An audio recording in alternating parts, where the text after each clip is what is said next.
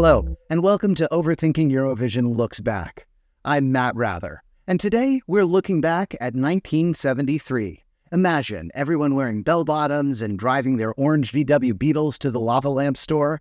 This was the year ABBA took a shot at Eurovision, but came in only third at Melodifestivalen. But as it turned out, there was going to be a band in 1973 that used Eurovision as a springboard to global success.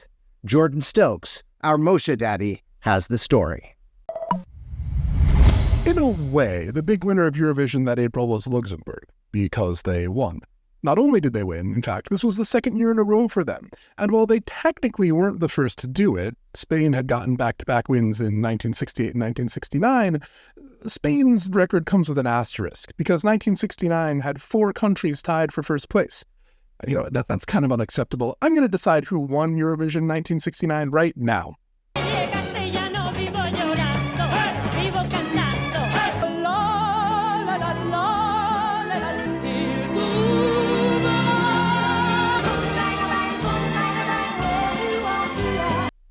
This is harder than I thought. I kind of love all of them. Arguably, Spain should win just for the pantsuit. But you know what? I think I'm going to have to give it to the UK, because only 5 weeks before Eurovision, Scottish singer Lulu had married Maurice Gibb of the Bee Gees.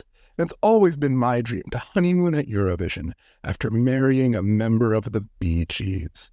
Anyway, Luxembourg's back-to-back wins in 1972 and 1973 may have been the greatest moment in Luxembourgian history since... let's see, 1384, when Saint-Pierre was elected Bishop of Metz by the anti-Pope Clement VII. Yap that fool. Wait, can we talk about the concept of an anti-Pope for a moment? If the anti-Pope touches the Pope, do they, explode and take out most of Italy with them? Also, what's this video supposed to be about? Spain. Right. Okay, so, while Luxembourg had the winning song in 1973, there were 2 other songs that year that made a much bigger impact. The third-place song, Power to All Our Friends, was a #1 hit in 6 different countries. Although, interestingly, Cliff Richards' song peaked at #4 in his native UK. Come on, UK. Who did you put at #1 instead of Sir Cliff Richards? Wait, is that how you spell that song? Is that legal? The second-place Eurovision song in 1973, Eres, was a #1 hit only in Spain, but it achieved something truly remarkable, breaking the top 10 of the Billboard Hot 100 in the United States. There it is, right at #9, right below Paul McCartney and right above Cool and The Gang. The only 2 Eurovision songs to chart higher up to the present day are Waterloo, the following year, and Nel Blu di Pinto di Blu from 1958, which remains the only Eurovision song to reach #1 in America. And we are going to have to delve into that at some point, because I don't quite understand how an Italian song topped the charts in the United States for 5 weeks. But today, let's check out Eres 2.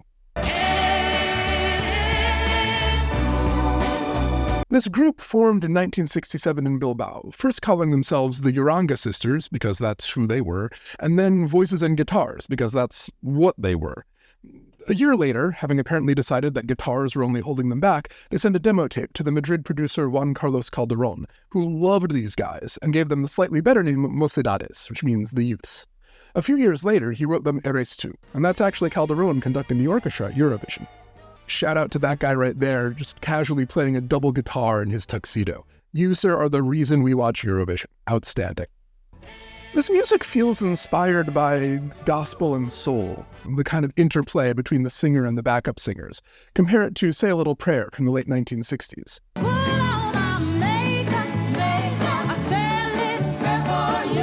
What makes Eres 2 sound very 70s, though, is the large group of backup singers, almost sounding like a full choir. You have to imagine that Calderón was thinking of the Jackson 5 here, who were one of the hottest groups of the era.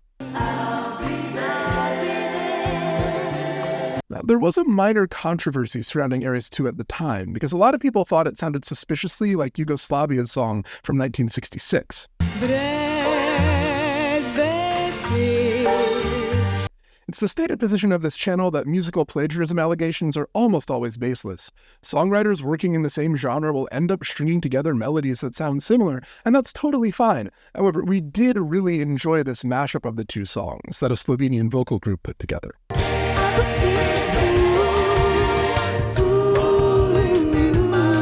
Original or not, Eres 2 wasn't just one of the biggest hits of 1973. Over the decades, it keeps getting covered by dozens of artists. For example, Bing Crosby. Hey. Perry Como.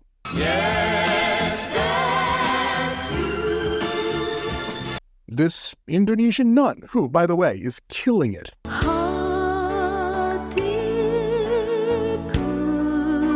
Chris Farley and David Spade, killing it a little less.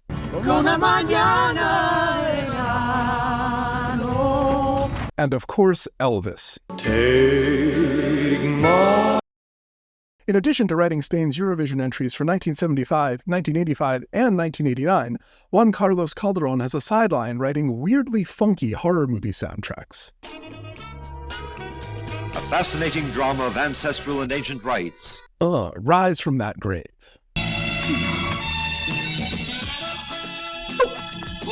Murder those teens. The blue eyes of the broken doll.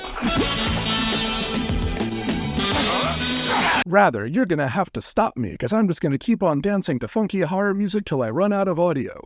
And this man has several IMDb credits. Thanks, Jordan. If all horror movies had funky, upbeat soundtracks like that, then I might actually be brave enough to watch them.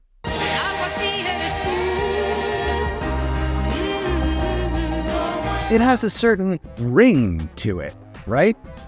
We'll see you next time. I can't believe they named themselves Voices and Guitars. Terrible name for a band. Right up there with Young Georgian Lolitas.